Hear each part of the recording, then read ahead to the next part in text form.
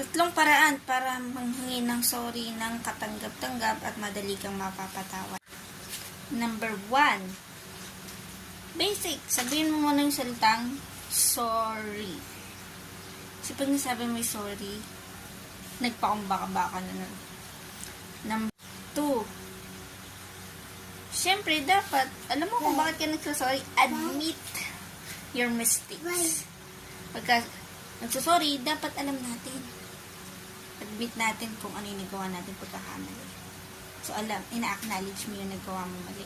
And number 3, dapat, sasabihin mo rin kung ano yung gagawin mo in the future. Action plan. Kung paano ka magbabago. Para hindi na maulit yun. Madali lang naman mag-sorry. Kailangan lang mula sa puso. Pero kung sasabihin mo yung mga tatlong bagay na to, mas magiging epektibo.